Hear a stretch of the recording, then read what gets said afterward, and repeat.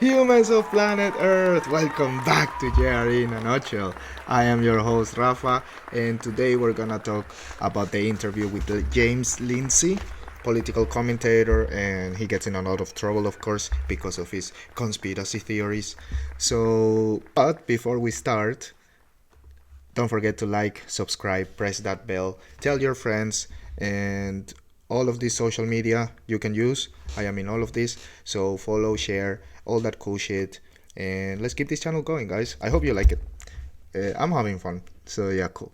All right, man. So James Lindsay, this is a very cool guy, and honestly, if you don't follow the news a lot, this is gonna be a 5 nerd crazy nuts interview, but I follow the news a lot. So for me, it's like basically updates and a lot of things that I already knew.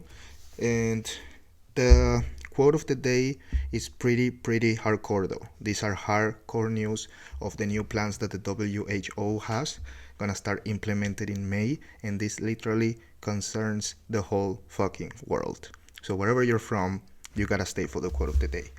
So let's start. They begin talking about the border, of course, border crisis and all that stuff, and how many Chinese people also. They speak about that a lot, and they speak about the ESG score. If you don't know what that is, it's basically some fucking created out of nowhere entity that gives a score to the companies, and then that score is dependent on a lot of bank credits, a lot of government support and stuff, and of course the score is depending on how much black people, LGBTQ people you have. What is this? Oh my god, I don't know what the fuck happened, but that was awesome. How many black people, how many LGBTQ minorities? So DEI, very strong DEI, and yeah, it's.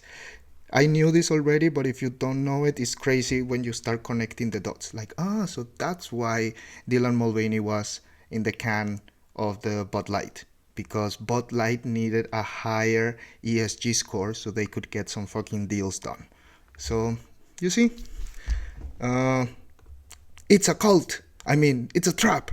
So yeah, they speak about it's a cult, and they mentioned that a lot. This was not surprising, but it's always interesting to hear. So that part where they explain, they go through why is it a cult and everything that is involved, and how the members of this cult basically cannot win. Even if they win, they lose. So very interesting. And suicide, the suicide of the Boeing whistleblower, and a lot of these suicides happening lately. There was one in prison that happened not long ago. That is also very suspicious. Everything is spoken, or 80% of this interview is spoken in the eyes of China's expansion and the plan, the obvious, I guess by now, plan that China has becoming the next superpower and the next leader of the planet. So yeah, very nice interview. Like I said, most of the things was just confirmation or updates for me. So that's why I would only give it 4 nuts. But if you never heard this before, if you don't follow the news a lot, it's gonna be a 10 nut interview for you, because the shit that is going on lately is crazy, and this guy summers everything up in 3 hours. They go through a lot, but you obviously have all the topics down in the description. They go through every social problem that's going right now. It's really cool interview.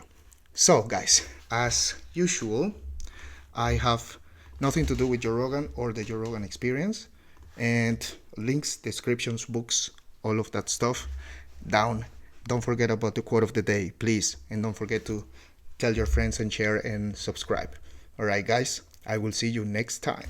Peace. There in May, at the end of May, the WHO is meeting. It's some kind of an assembly, and they are deciding upon whether or not the WHO will have total. They just screwed up one pandemic, and then they say that they need to have total control of pandemic preparedness and public health. But the thing is it's not even just about diseases, right? Because we know about, like, they screwed up COVID. It was total global tyranny.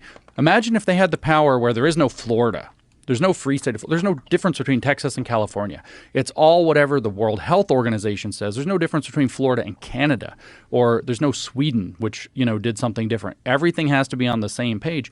But then they go further and they declare other things matters of public health, like gun violence is a public health threat, racial injustice, inadequate food systems. It's literally a recipe for them to be able to declare total tyranny, but particularly over matters, anything that they can skew as a public health. And so one of the things that they consider to be another kind of pandemic that's a public health risk is misinformation and disinformation. So it explicitly calls for censorship of what would be misinformation and disinformation.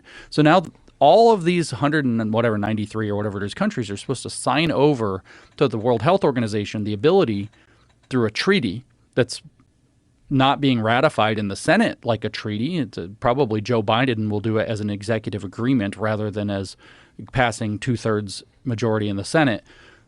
So we have this treaty now that hands over the control of the states and of the United States as a federal entity to the World Health Organization, which is led by, Tedros is openly a Marxist, so what the hell's going on with that? Where they have this total blanket control over anything they can declare public health, including misinformation and disinformation.